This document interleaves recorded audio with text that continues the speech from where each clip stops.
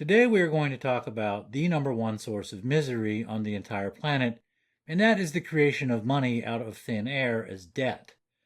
Now, it is understandable that lay people don't really get this, at least most of them.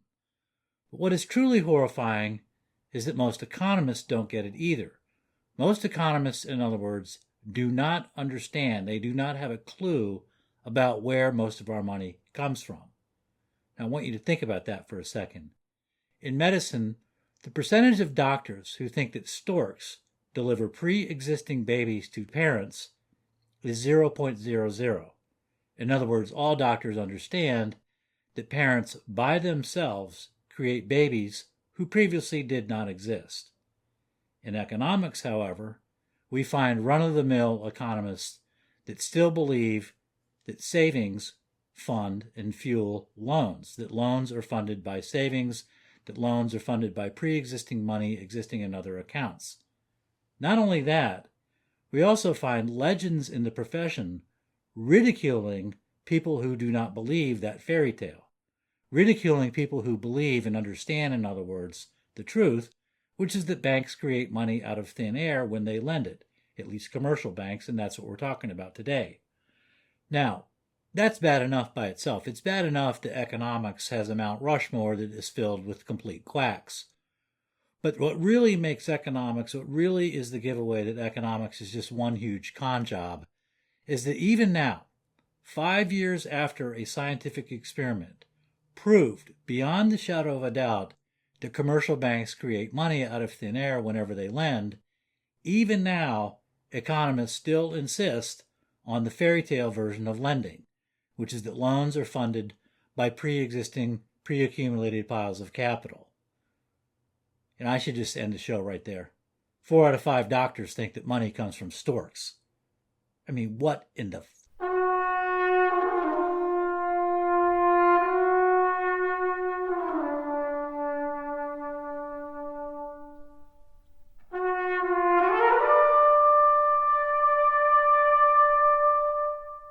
Welcome to Mafiacracy Now, here on Best Evidence. For those of you who don't know me, my name is John Titus, and today we are going to look at how commercial bank loans originate, which, as it turns out, is how most of our money originates.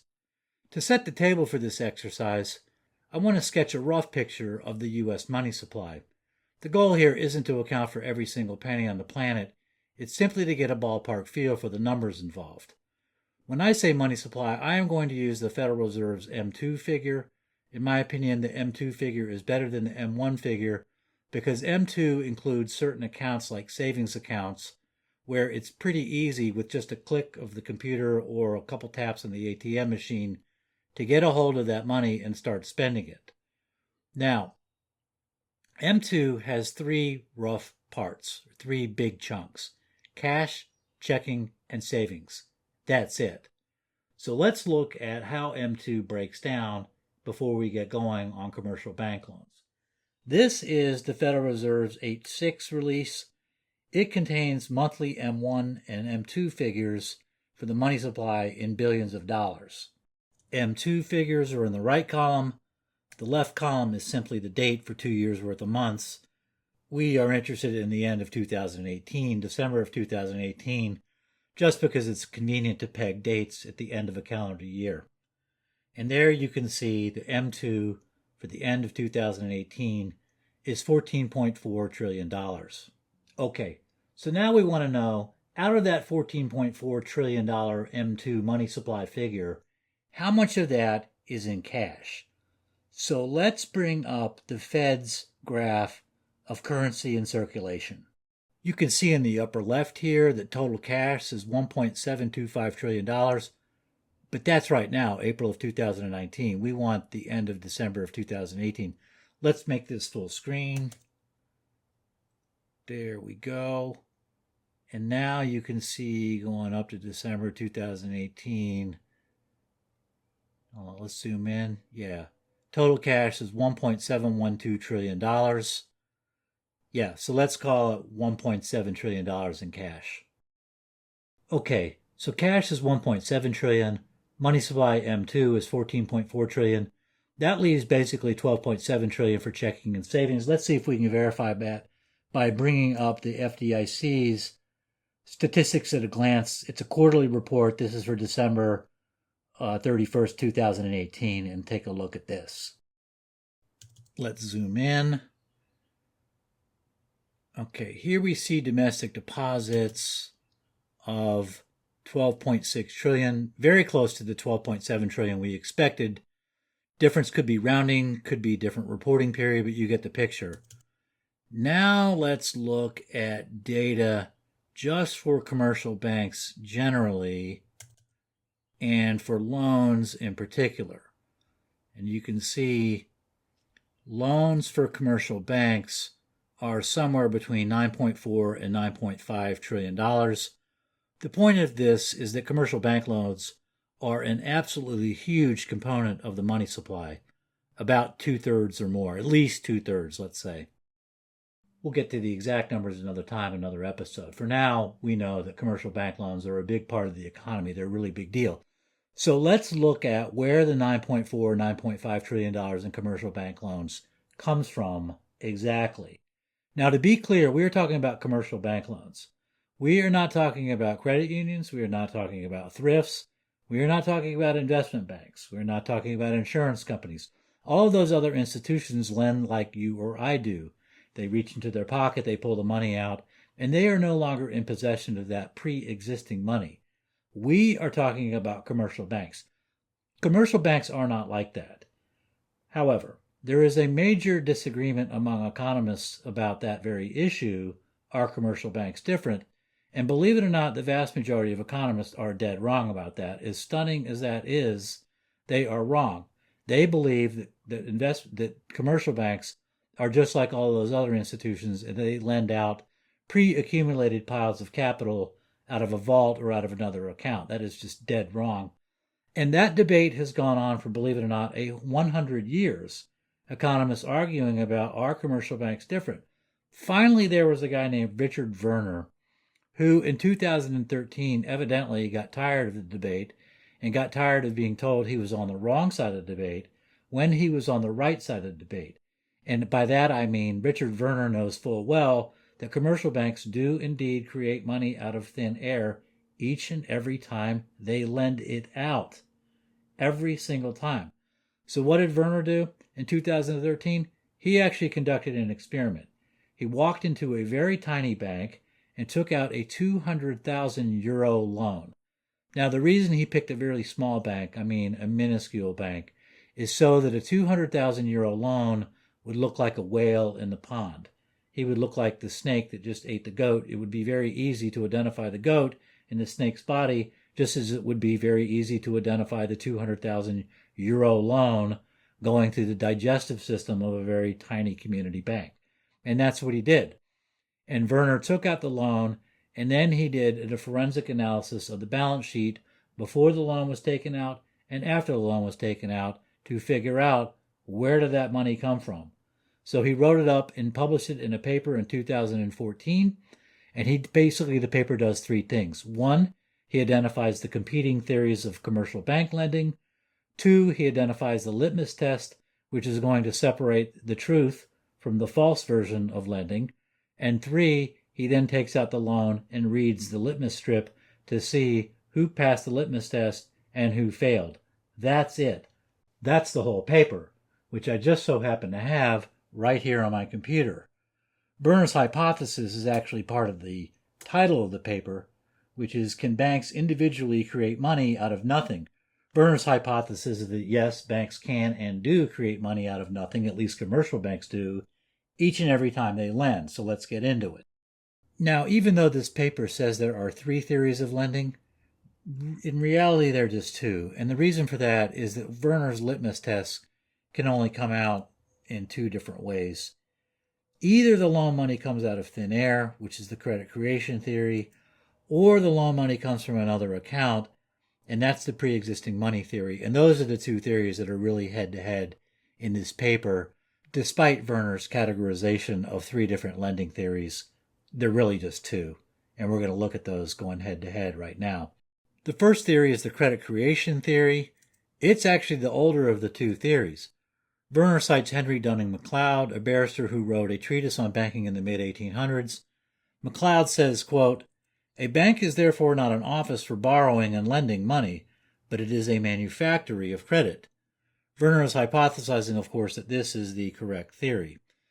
Now let's look at the pre-existing money or pre-accumulated capital theory, in which a stork or some other mythological creature moves money into the borrower's account from another account, maybe a reserve account or maybe a savings account.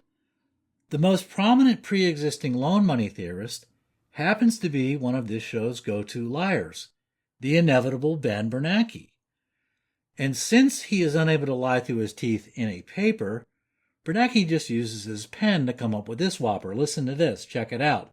Lending is, quote, "the process by which saving is channeled into alternative uses," end quote.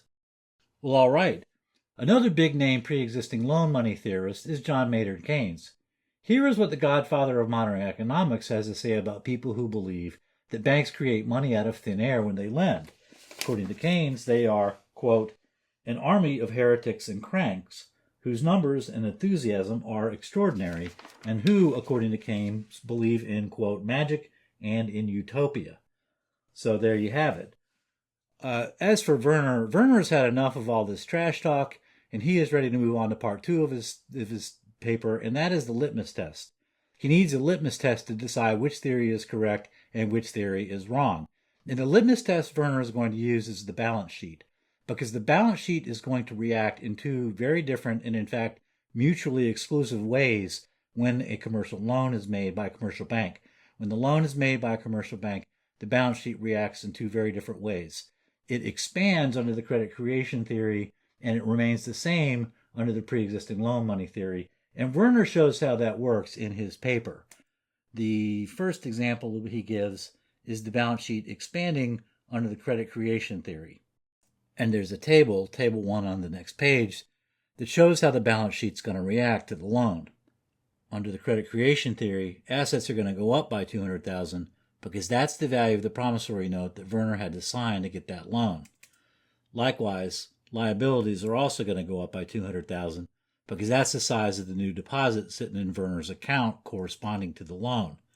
Now we're going to look at the pre-existing money theory of lending, in which the bank simply moves previously accumulated capital from a saver to a borrower, or from a reserve account to Werner's account. On the asset side, Werner's promissory note for the loan is again going to drive assets up by $200,000. But this time the bank's excess reserve account has to be tapped to fund that loan, because it can't come out of reserves, or otherwise the bank would violate the reserve requirement, so the money's got to come out of excess reserves instead. And that results in a total asset value change of 0. Now, on the liability side, Werner's deposit account again is going to go up by $200,000 because he's now got the loan money in there. But because the money's got to come from somewhere, another account's got to go down by the same amount. It's got to go down $200,000 since funds are just shifted around and the balance sheet doesn't expand. So that is how we're going to know which theory is right and which theory is wrong. If the balance sheet expands by $200,000, credit creation theory is right, balance sheet stays the same, pre-existing loan money theory is right. The test results are a couple pages in, and basically what they are is it's a comparison of the balance sheet before and after the loan is taken out. So let's zoom back out, turn a couple pages in, and zoom in here to table 6. And this is the asset side of the balance sheet. You can see there are 3 columns here. The left column is the data at the close of business on the day before the loan was made. The center column is the data at the close of business on the day when the loan was made. So this is data after the loan went through. And the right column is the difference. So it includes the effects of the loan, but it also includes the effects of every other transaction the bank did that day. So we got to hope, like Werner did, that the €200,000 loan was big enough for us to spot in the data. The first thing to notice is that total assets went up by €178,000. And up above, we see Werner's loan there, $200,000. That's in italics. I put a highlight on it. You can see that while Werner's loan was the only one with a maturity of less than 4 years, It was not the only loan the bank made that day, because total loans, you can see there, come to a total of 235,000 euros and change. Now, at first blush, this looks inconclusive. On the one hand, total assets went up 178,000, not 235,000, as predicted by the credit creation theory. But on the other hand, the assets did go up. They didn't remain at zero, as predicted by the pre-existing loan money theory. But the thing to notice here, the way to resolve this, is that there's a lot of other action going on in the balance sheet. There's basically three wild cards that we need to pay attention to. One is other assets down here, went up by 3,719 euros and change. Wild card number one. Wild card number two is at the top, that's cash. That went up by a staggering 158,300 euros and change. And then the third wild card is claims on financial institutions. That's claims that Werner's Bank has on other institutions. So those three wild cards had an effect and an influence on the bottom line there. So what we want to do is neutralize each of those three wild cards. And the way to do that is to reduce each one to zero and take the balance sheet down or up by the same amount as the wild card adjustment. And so let's do that. And by doing that, what we'll see then is we'll isolate the effect of the balance sheet down to, we'll reduce it just to the effect of the loans. We'll be able to see the effect just of the 235,000 euro loans on the bottom line if we can get rid of those wild cards. So we're going to get rid of the wild cards one by one, and let's go ahead and do that. First, let's look at item 14, other assets, and see its effect on the bottom line of the balance sheet. We can do that by reducing the daily change there of 3719 down to zero. But of course, when we do that, it's also going to reduce the bottom line by 3719 and take it down to 175,000, maybe 174,500 or so. Let's see. Down it goes. So you can see they're both being reduced. And now that other assets is out of the way, you can see the bottom line is 174,497.10. And so what we are looking at now is the balance sheet without changes in other assets affecting the bottom line. So we've just gotten rid of one wild card, and now we've got to neutralize the two other wild cards. So let's do that. Next, let's neutralize the big change in cash, which is also affecting the bottom line, and this one's really affecting it. You can already see that once the change in cash is neutralized, the bottom line is going to be fairly close to zero, meaning 10 or 20,000 euros or so. But let's see. Okay, we're reducing cash down to zero, also affecting the bottom line, and there we go. Once cash is neutralized, the balance sheet expansion was only 16,000 euros and change. So now we've gotten two wild cards out of the way. We've neutralized two of them, and we've only got one to go. And the final wild card to neutralize is claims on financial institutions, which declined by over 200,000 euros. So what we need to do is raise that number back up to zero and take a look at the balance sheet then. So raising that back up to zero, obviously raising the bottom line as well. And there we have it. We've now totally isolated the balance sheet. So we are looking at nothing but the effects of loans made on the bottom line of the balance sheet. And guess what? Voila! The balance sheet expanded euro penny for euro penny with the amount of loans made that day, 235,000. This is exactly what the credit creation theory predicted, and it totally exposes as false Bernanke and Keynes' pre-existing money theory of bank lending. Like we said at the outset, pre-existing money theory of lending, in which a store moves money from one account to the borrower's account, is nothing but a bogus children's story, and you see that right here. Money is created out of thin air when the bank makes a loan, and it expands the balance sheet penny for penny with the size of that loan. Okay, so what does Werner say about all this? Here's what he concludes. Thus it can now be said with confidence for the first time, possibly in the 5,000 years history of banking, that it has been empirically demonstrated that each individual bank creates credit and money out of nothing when it extends what is called a bank loan. the bank does not loan any existing money, but instead creates new money. The money supply is created as fairy dust produced by the banks out of thin air. The implications are far-reaching. Yes, they are indeed far-reaching, and I plan to spend several months explaining just how far. But that's about all the time we have now. But before I go, I want to mention one thing, because I brought it up last time, and that is the fear in Ben Bernanke and Hank Paulson's eyes during the 2008 crisis. And I surmised and I speculated last time that fear was real. That's my opinion.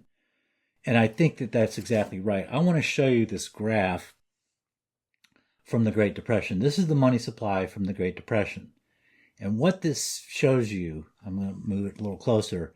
What you can see here from this graph is that the money supply, M2, declines by 31% between 1929 and 1933. What you do not see here is that that decline of 31% in the money supply was spread across 9,000 banks. 9,000. Do you know how many banks it would take to fail today to get a 30% decline in the money supply? 3. You take any 3 of the top 4 banks. The top 4 commercial banks in the U.S. are J.P. Morgan Chase, Bank of America, Wells Fargo, and Citigroup. Any 3 of those 3 banks, any 3 of those 4 banks fails, and you've got a 30% decline in the money supply. Moreover, and realistically, it's really only going to take one of those banks to fail because they are so tightly connected, not only at the retail level with counterparties, but at the sort of invisible level with derivatives and counterparties there. You take one of those banks out and the other one's going to go down within days. So what you are looking at now, because of concentration in the banking sector, is a decline in the money supply of 30%, really happening basically overnight. And then the question becomes, how many missed meals do you think it's going to take a hungry, angry mob of 1,000 or 10,000 people before they start burning cities down? And that's why Ben Bernanke and Hank Paulson had the fear of Jesus in 2008. Someone, I imagine, sat down with those 2 clowns and said, "Hey, Ben, there's no fucking stork flying around with money in its beak. Citigroup is the money supply."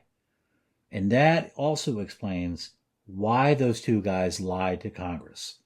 Because if they tell the truth about what is going on with the money supply and with the banks and with the Great Depression, then those banks get broken into about 100,000 pieces the way they were before the country lost its mind and decided that everything had to be big and bold and beautiful, and now it's a nightmare.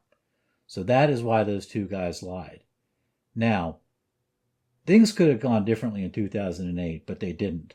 What ended up happening is the banks got their bailout. The bailout went through with no strings attached. The banks then took over the Justice Department. Now you have criminals running the Justice Department, as we see basically every day. Criminals are running the system. And the banks are even bigger. So that gun that was to our heads in 2008 is now, it's not only bigger, it's part of the system. That's a long way of saying there is no voting our way out of the nightmare that we are heading into. And that's just the grim reality. And I'm going to start getting into that reality next time with the next video, because it is staring us in the face. But people aren't seeing it because it's surrounded with a bunch of false narratives about any number of irrelevancies that dominate in the media. All of them are distractions. And the goal here on the show is to talk about data, talk about reality, and we're going to get into that next time.